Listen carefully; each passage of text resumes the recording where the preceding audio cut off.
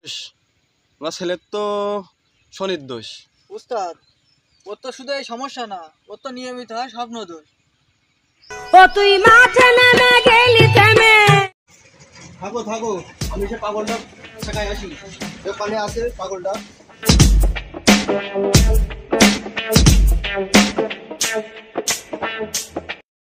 আমার পাগলটার কইলাম যে 2 দিনে ধান উঠলে বিয়ে দেবো। আমার পাগল কি করেছে, ও কাশি নিয়ে চলে গেছে ধান কাটতে। কদিন 3 দিন আগে ধানে সার দিয়েছি, ওই ধান কাটলে কি হবে না? আমার ওই সতীনে ছেলে ধানগুলো সব কেটে ফেলাল রে, তাড়াতাড়ি যাইতে হবে। আব্বা প্রতি সিজনে কয় ধান পাকলি তোর বিয়ে দেবো। আব্বা যদি ধান পাকার সময় হয়, আব্বার সময় নানি বাড়ি আমার পাঠাই দেয়। আজকে ধান আমি কেটে বাড়ি চলে যাবো। তারপরে আব্বা দেখি কি করে, বিয়ে কিভাবে দেয় কিনা দেয় সে পরে দেখা যাবে। ওই রে আমার পাগল সামলাটা সব ধান কেটে সব খাবার দিলে রে, কাঁচা ধান। কি ক্ষতি হইলো গো?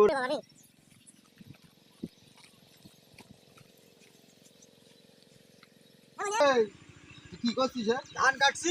ধান কাটবি কেন? তুমি কইলে ধান কেটে বিয়ে দেবো। তুই কি পাগল হয়েছিস? ওট ওট ওট ওট ওট, এদিকে আয়।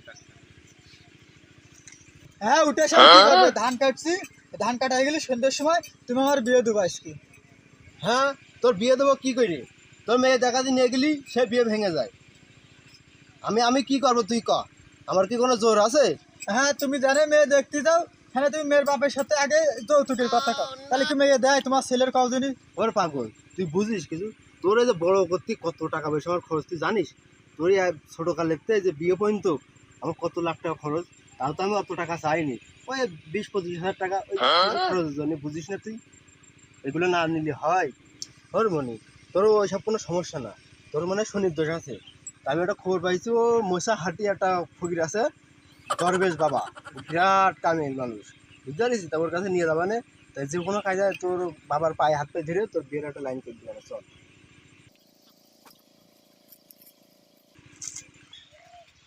এই সে গহীন জঙ্গল, এখানে সে ভোলামাই তান্ত্রিক থাকে, 396 বছর পরে একবার কথা দেখা মেলে। এই ভাতার মরে যাও, চলতে যাও, শান্তি বিয়ে হয় না, বিয়ে দিয়ে নয়, সকল লোকের মুখে খাবা। কারণ আমি তো নাকি বাবা।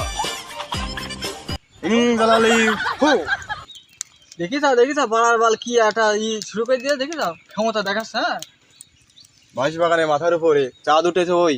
এই সকাল থেকে আমরা দুজন বসে থাকলাম, তা খরিদ্দার আসলে কই? উস্তাদ তুমি ওষুধ দাও মাথার, কাজ হয় পায়, তো ওই টাকা দিয়ে কি ওই বাড়াকেও কিনে খায়? তুই নিজেকে লোকেই করিস অপমান, যে মানুষ এসে আমার কাছে কি কায়দা করবে সম্মান?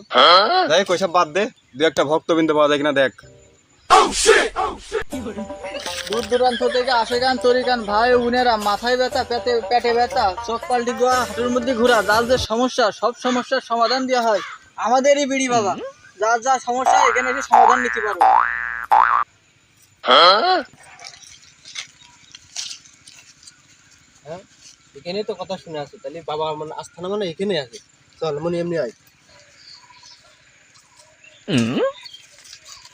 এনে দেখ বাবা, এখানে বয়, খুব খুব খুব যত্ন সহকারে বয়। বাবা বললো রেগে গেল, বললো অনেক খারাপ।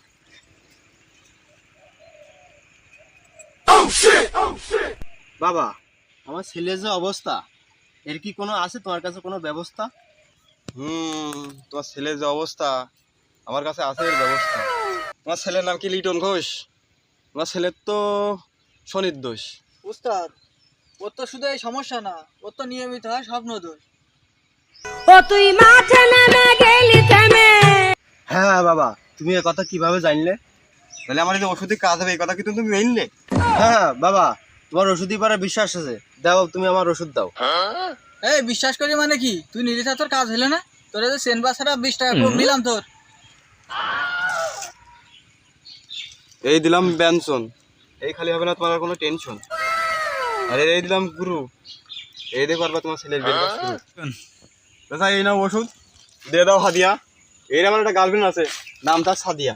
উস্তাদ, আমার গার্লফ্রেন্ডের নাম সাদিয়া না, সোনিয়া। বাবা, তা তোমার কেউ নেই? আমারও ছিল কেউ, আমারও ছিল একটা সুন্দরী বউ, নাম ছিল তো জামেলা। শালা সবসময় আমার সাথে কইতো ঝামেলা। এখন আর তার সাথে আর হয় না আলাপ, এই ভিটে বাড়ি বেঁচে দিতে তার তালাক। ও আচ্ছা আচ্ছা, তাহলে কথা হয়ে গেল অনেক বেশি, তাহলে আজকের মতো আসি।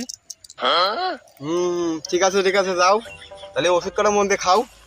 আর ওষুধ খেয়ে যদি মনে মধ্যে লাগে ভালো, আমরা এই যে ভিডিও বানাচ্ছি আইডিয়াটা একটু করে দিও ফলো।